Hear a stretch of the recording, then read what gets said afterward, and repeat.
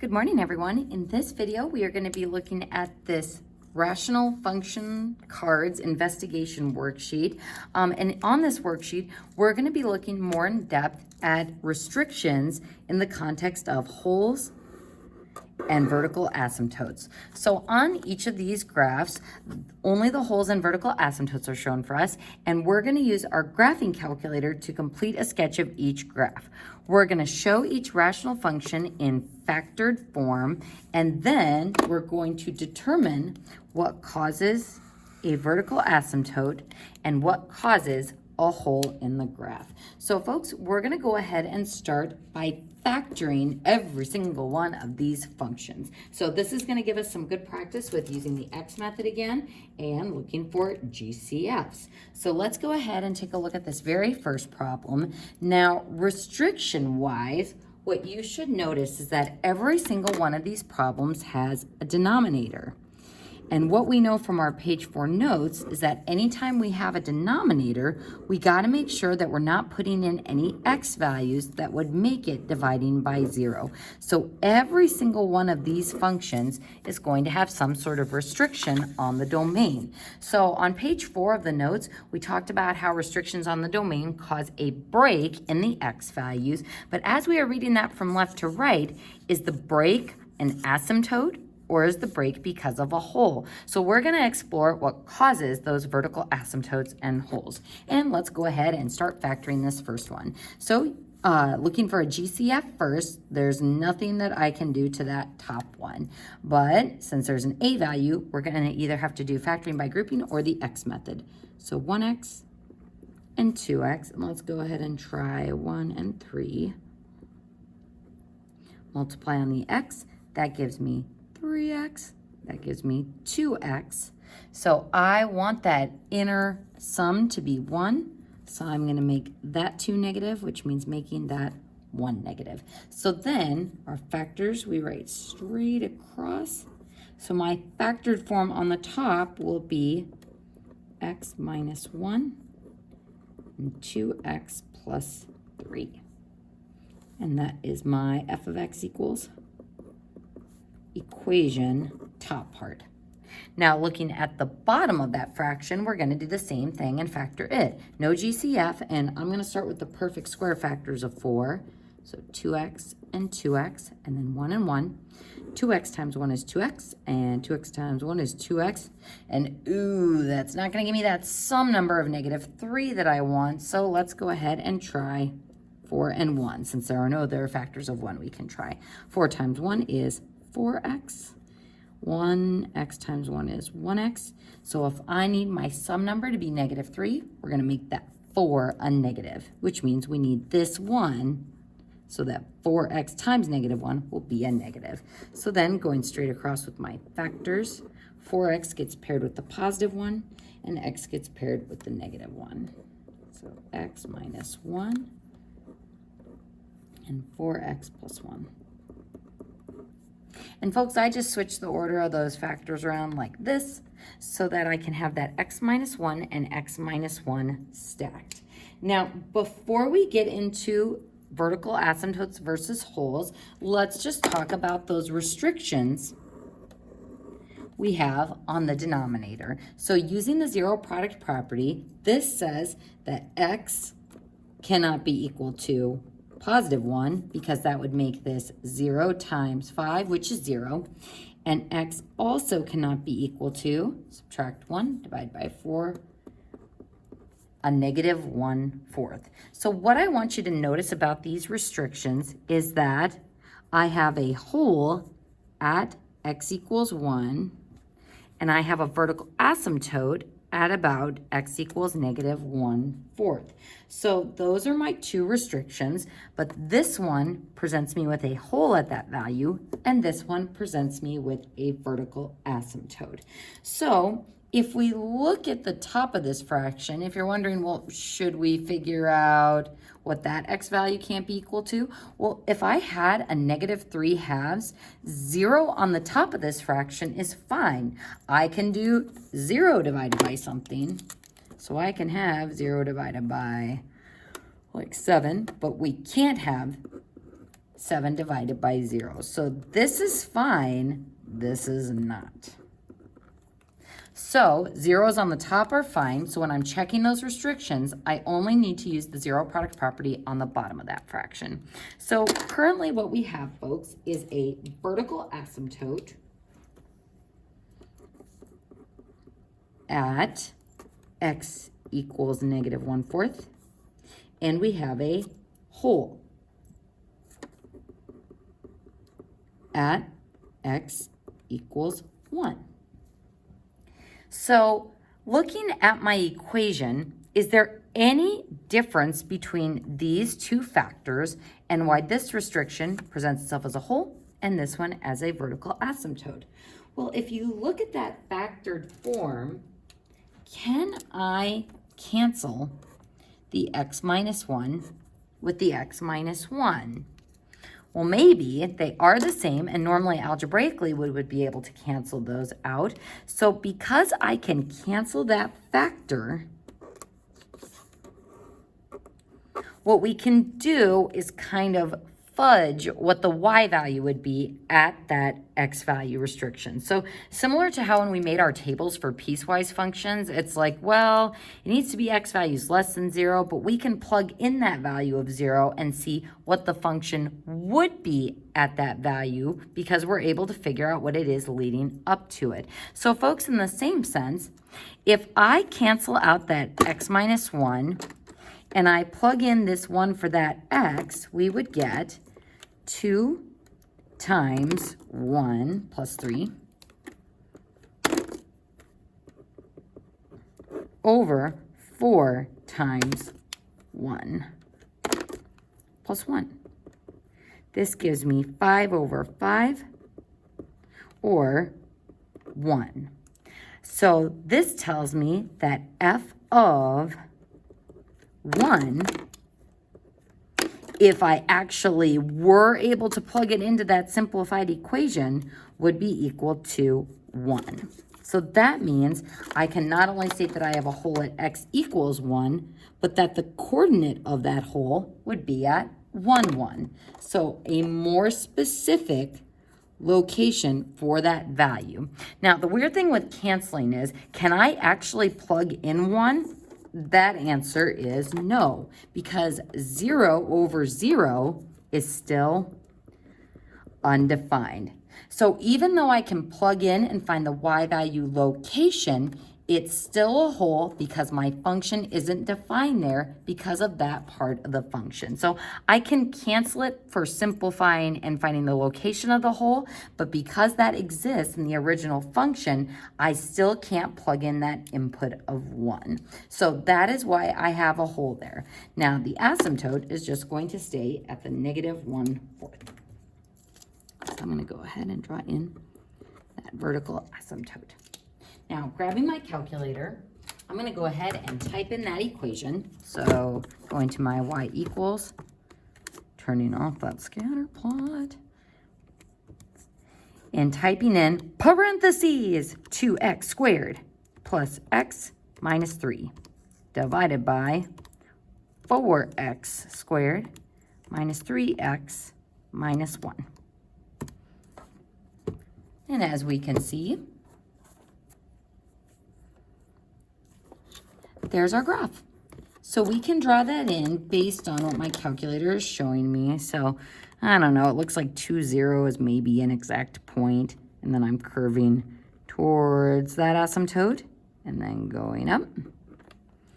And then, interesting. Folks, as I'm looking at my calculator, does it look like there's a hole at 1, 1 like we have on our graph?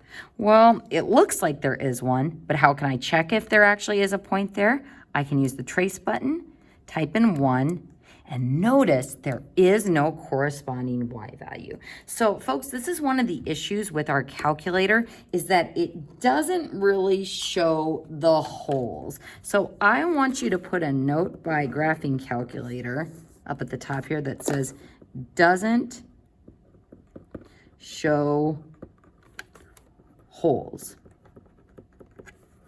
But we can use trace to verify that there is a hole at a given value. We can also use it to verify our asymptote. If I hit the trace button and type in -1/4, also no y value associated with that because my function is undefined there.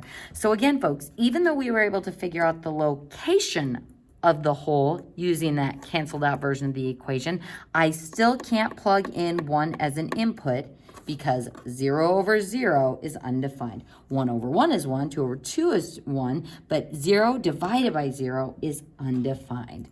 So that was a lot in that first problem. We're gonna go ahead and jump into our next example.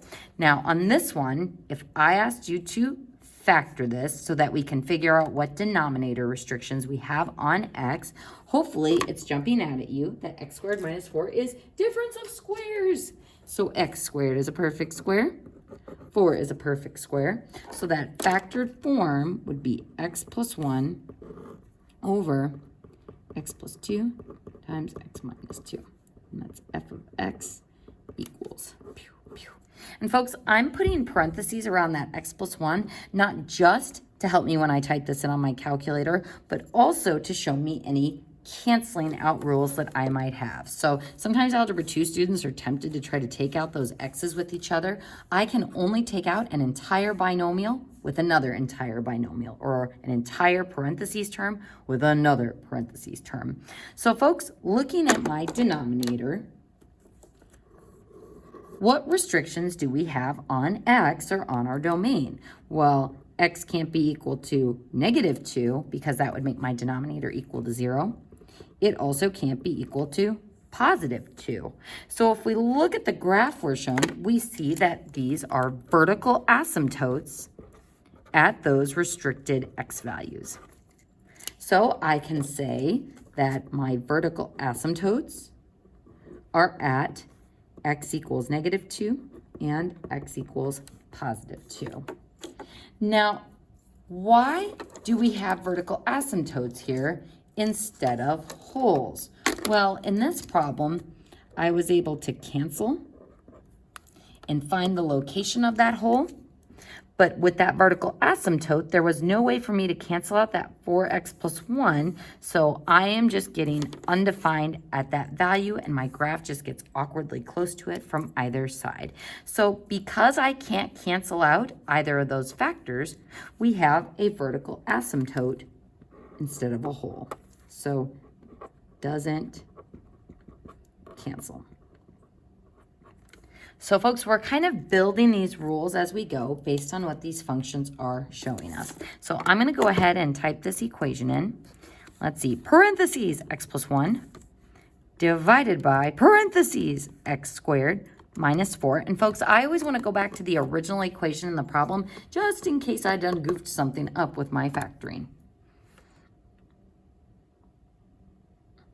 Oh, what a fun little graph. So folks, we're going to go ahead and curve downward toward that asymptote. And that looks like we're creeping up this way. My middle portion goes wow, wow. That looks pretty good. And then our other swoosh is going this way. All right, folks. So 2 different graphs, 2 different equations. Let's go ahead and look at our next problem. Here, it looks like all we have is this hole. So no asymptotes on this one, just a hole. Now, if I ask you to factor this one, what's tricky about it is we look at the top and say, oh, definitely going to have to do the x method on that one. So 3x and 1x, and let's do 2 and 1. So that gives me 3x, that gives me 2x, and if we need our sum number to be -1, we'll go ahead and make that 3 negative, which means this 1 would have to be negative. So you always adjust the signs of your right numbers. So my factored form, 3x plus 2 and x minus 1.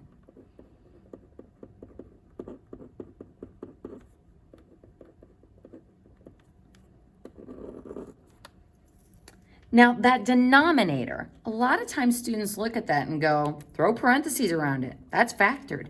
But it's not entirely factored. Folks, what's the very first thing we check for when we're factoring? We take out a GCF. And my GCF here is 4. And notice that by taking out that GCF of 4, I now have a pair of factors that I can cancel. But before I get into the canceling part, let's first consider our restrictions on x. What is the one thing we can't divide by? We can't divide by 0, so what value of x would make my denominator 0 and be making me divide by 0? 1. So x cannot be equal to 1. Now, if I look at that equation, the x minus 1s can be canceled, which means we can actually plug this value in to the canceled equation to find the y value location of that whole. So let's go ahead and find, it's kind of f of 1. I know that's what I put up here, but since we're plugging into our canceled equation, maybe we shouldn't call that f. Maybe we should call that s of 1 for like the simplified version of our function. That way we know we are plugging into this. So my simplified function is going to be that 3x plus 2 over 4. So I can plug 1 into that simplified or canceled version of my function, and that will give me s of 1 in for the x, and then equals 3 times 1 plus 2 over 4. So 3 plus 2 is 5 over 4. We get s of 1 equals 5/4. So that means that is the y value of that whole. So I have a whole at x equals 1, but more specifically at the coordinate 1, 5/4.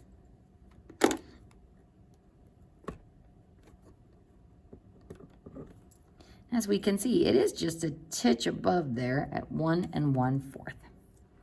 So when I can cancel out the factor that's giving me the restriction, I can find the corresponding y value that goes with the whole.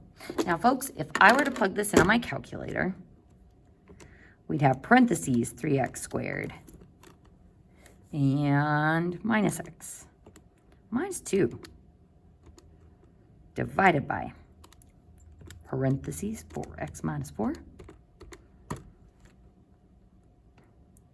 and hey, it looks mysteriously linear, but this is why it's important that we know algebraically how to find restrictions and if there are any holes. Sure, you can hit trace and 1 to see that there is nothing there, but just looking at your graph itself, it is impossible to tell that there is a break in your domain values. So folks, here is what I would like you to do. With these 3 problems in mind, what we are first going to do is state the domain in interval notation. We're not going to worry about the range for right now. Let's just state the domain. So thinking about my x values for this one, I can have any x values I want, or all real numbers, except for the negative 1/4 and the 1. So when I go to write my domain, it starts at negative infinity, and our first break is at that negative 1/4. I can see it from my asymptote. I can see it from my restriction. But it's a parenthesis because I cannot get that value. Then my next interval resumes at negative 1/4, and we're covered until we hit that hole or open dot. So once I hit that hole, I have a break in my x values again at 1. And then union, where does my domain resume? From 1 to infinity. All right, folks. So we can read our domain from the graph, from those key features, but more importantly, we can use the restrictions to figure out the domain. So when we're talking about the domain, it doesn't really care if it's a vertical asymptote or a hole. All the domain says is, yep, there's going to be emptiness there where my function isn't defined. So let's go ahead and try to state our domain for the next one. Our domain is all real numbers except for those two restrictions on our x values. So our domain starts at negative infinity. Our first break from left to right will be at that -2. Parentheses because we can't get that value. It is not included in our domain. Then our domain starts back up from -2, right, past the asymptote or the hole, to 2, union, and then 2, infinity. So again, this domain says all real numbers except for a break at -2 and a break at +2. And we can find that we can read that exact same domain from our graph. So algebraically, we can figure out our domain from the restrictions, and now we can see how it matches our graph. So let's go ahead and look at the last one. This one has a domain of all real numbers except for that hole at 1/5. Now, when we talk domain, we're only talking x values, so I only care about this restriction. So my domain is all real numbers except for a break at +1. So negative infinity to 1, parenthesis, 1, 2, infinity. And that is my domain. So folks, what I would like you to do is pause this video. Actually, you can go ahead and stop this video because I think I'll make the next video separately over these ones. I want you to see if you can do the steps we just did on those previous 3 problems. So 1, write the function in factored form. 2, find the restrictions. 3, put it in on your calculator and see what the graph looks like. And 4, try to state the domain. I do want to go over one thing really quickly though on this 2x squared, that 2x squared plus 5x minus 3. So this is this problem. I want to go over this one just because it's kind of nasty to factor. So I am going to have to use the x method because unfortunately there is no GCF. And oftentimes students say, I'm going to do 1x and 2x and 1 and 3. 1x times 3 gives me 3x, and 2x times 1 gives me 2x. And students look at this and go, woohoo, I have figured out the factors. But the one thing with the x method is, after you have figured out your sum number, you need to make sure that your product number actually matches. So I didn't need to adjust the signs at all, but when I go to look at my right side, is 1 times 3, -3. Wah, wah. I am so sad about that one. So this pair of factors doesn't actually work. So let's go ahead and try again. This time, we'll flip the order and we'll try 1x and 2x, and we'll flip it so that the 3 is on top and the 1 is on the bottom. Now, if I do it this way, 1x times 1 is 1x. 2x times 3 is 6x.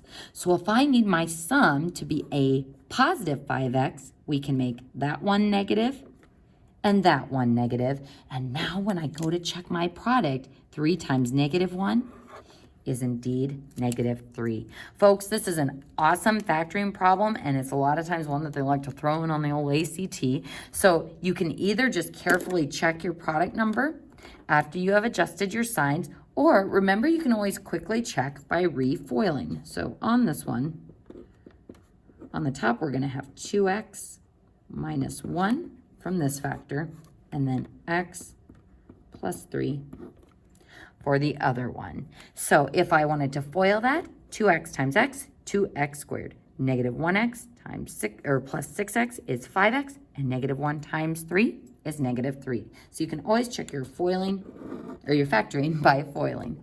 So folks, go ahead and stop this video. Try those 3 problems on your own, and in the next video, we'll go over them together.